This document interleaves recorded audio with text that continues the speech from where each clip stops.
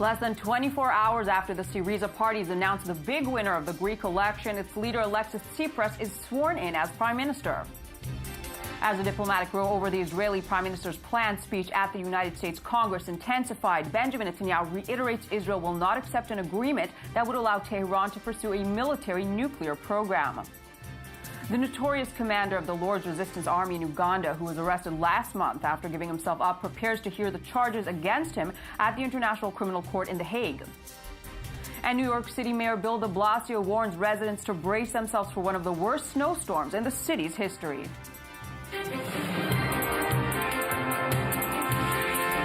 Good evening. You're watching I-24 News. I'm Michal Divon. We begin with the election results in Greece less than 24 hours after winning a clear majority of the votes. Leader of the Syriza party, Alexis Tsipras, is sworn in as the country's new prime minister. Syriza agreed on forming a coalition with the small right-wing Independent Greeks party. The Syriza campaign focused on ending austerity, and Tsipras vowed to bring an end to what he called the humiliation and defeat resulting from the bailout imposed on Greece. The Eurozone's finance ministers are set to meet today and discuss the election's outcome, as the 240 billion euros bailout agreement still hangs high above Greece's head. A short while ago, I spoke with Victor Eliezer, Greece's envoy for Yediot Ahronot, who gave us the latest on Syriza's astounding achievement. Look, it will be a very difficult job for this new government, yet the final formation of the government has not been finalized. But what is sure is that Mr. Tsipras has to bring a balance between his promises to the Greek citizens and the immediate needs for financing the commitments of Greece towards their loaders. So you see, it's a very difficult job. Nobody knows if Tsipras can succeed in his targets. People feel, from one hand, they feel, let's say, they feel the hope. They feel that the dignity has returned to them. From the other hand, there is, of course, a concern among the businessmen, at least. There is a concern because of the uncertainty with the relations with the Germans and the Europeans. Let's not forget that just a few minutes ago, Christine Lagarde said that Greece has to respect the international commitments. So, you see, the voices have started to create here, after the climate of happiness, a climate of concern for the next day. Meanwhile, in a first comment on the election result in Greece, a spokesman for German Chancellor Angela Merkel said Germany is willing to negotiate with the new government in Athens. The German government is willing to work with the upcoming Greek government. Greece has worked hard to tackle the reforms. In our view, it is important for the new government to take action to foster Greece's continued economic recovery. That also means Greece sticking to its previous commitments and reforms. It is a common rule and common sense that the Commission has to work closely together with whatever government a country has, and that's what we are doing with Greece. And as the election results become clearer, analysts now estimate that Athens may have regained its chance to renegotiate austerity measures with the EU.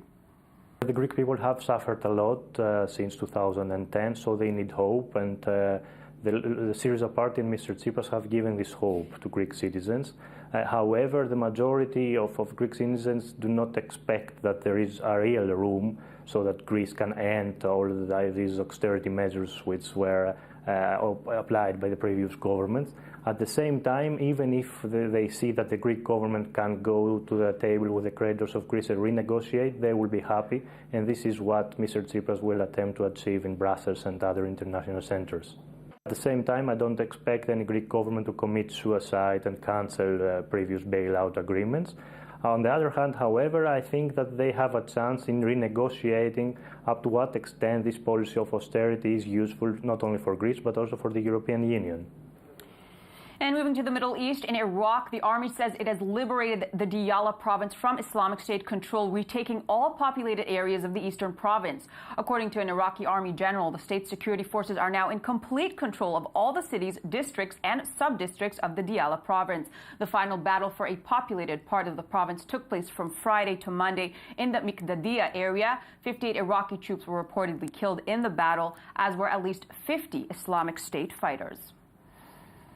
Now, as the row over Israeli Prime Minister Benjamin Netanyahu's planned visit to the United States continues, Netanyahu took time to address the Iranian nuclear threat again today.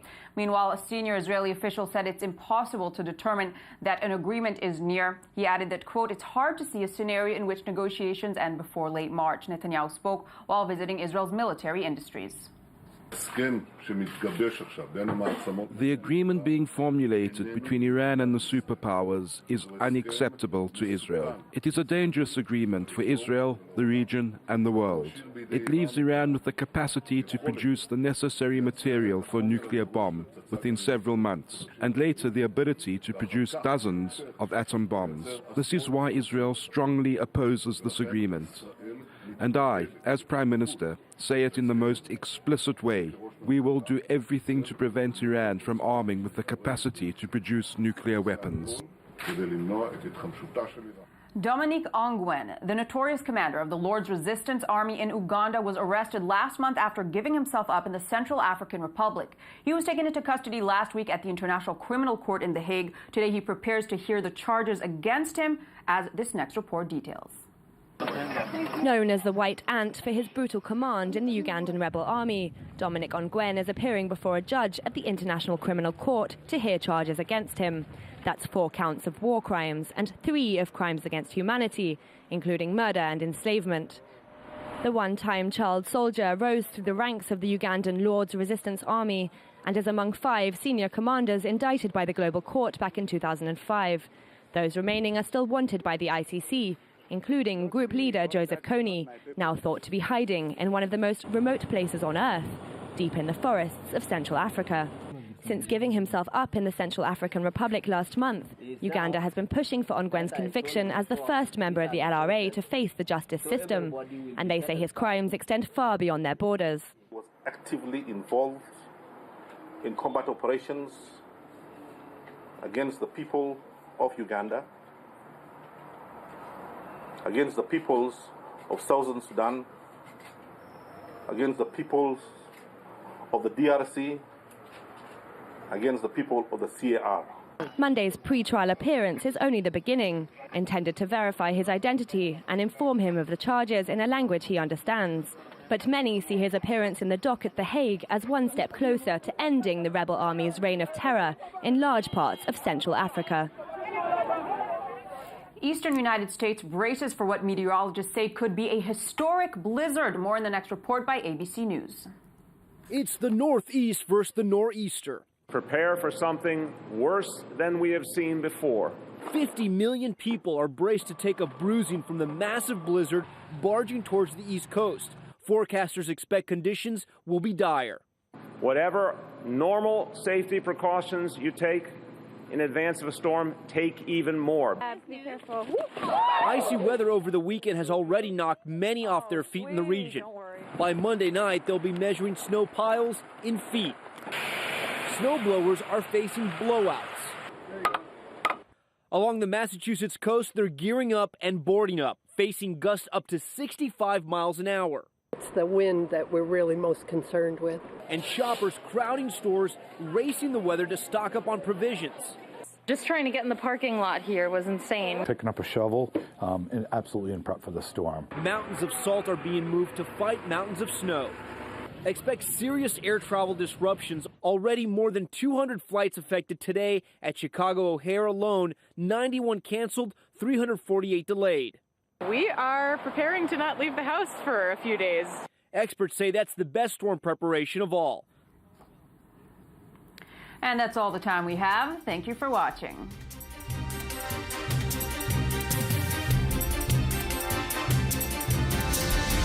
as prime minister. As the diplomatic row over the Israeli prime minister's planned speech at the United States Congress intensified, Benjamin Netanyahu reiterates Israel will not accept an agreement that would allow Tehran to pursue a military nuclear program. The notorious commander of the Lord's Resistance Army